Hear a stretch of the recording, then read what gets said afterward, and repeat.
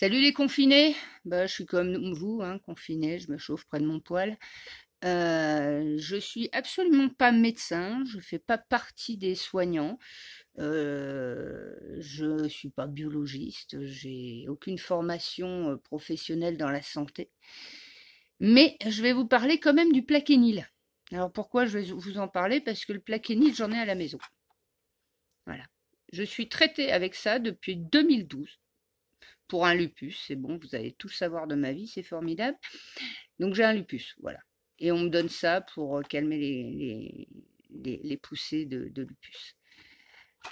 Effectivement, c'est un médicament qui était pas soumis à prescription. Et ça, du coup, c'était anormal, je pense. C'est très bien, à mon sens, c'est très bien. Vous voyez, je viens pas d'aller le voler dans une pharmacie, regardez la date. Expiration 5 mai 2019. Donc ça c'est ouais, j'ai un peu merdé dans mes stocks, c'est pas normal que cette boîte soit encore là.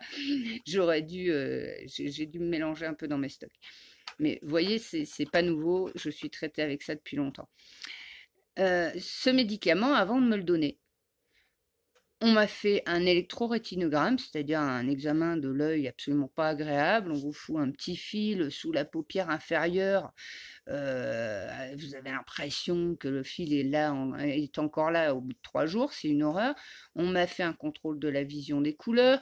On m'a fait des examens cardiaques et on m'a fait un bilan biologique pour être sûr que j'avais pas de problème au foie. Donc ça, en automédication sans ordonnance, c'était une connerie. Ils ont bien fait de la réparer. Voilà, ça c'est mon avis de patient. La petite notice du plaquenil, voilà, la petite notice, vous pouvez la trouver sans problème sur Internet. Vous tapez plaquenil et vous allez trouver toute la notice avec les contre-indications, etc. Lisez ça avant de vous dire que le gouvernement veut pas nous donner du plaquenil parce que tout ça, il y a un complot, tout ça. Regardez qui est-ce qui le fabrique. C'est Sanofi. Donc dans tous les cas, ils se font des couilles en or avec ça, dans tous les cas. Si on met tout le monde sous plaquenil, les labos vont se gaver, ça c'est clair. Faut arrêter de croire à un complot.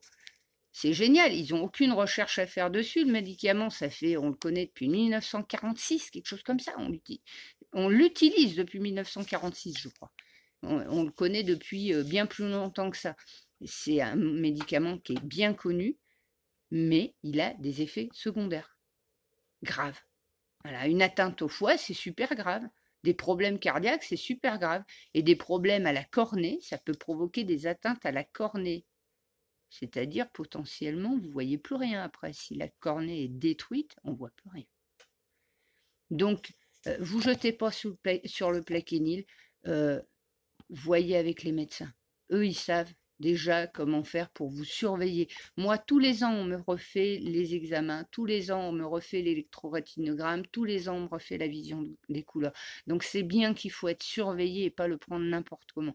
Donc, pour moi, il n'y a pas de complot, il y a juste que il faut être sûr que ça soigne bien les gens avant de leur faire prendre des risques pour leur cœur, pour leur foie et pour leurs yeux. Voilà, nous vivons une époque moderne. Confinez-vous bien, prenez soin de vous, prenez soin des autres. Et puis, bon courage.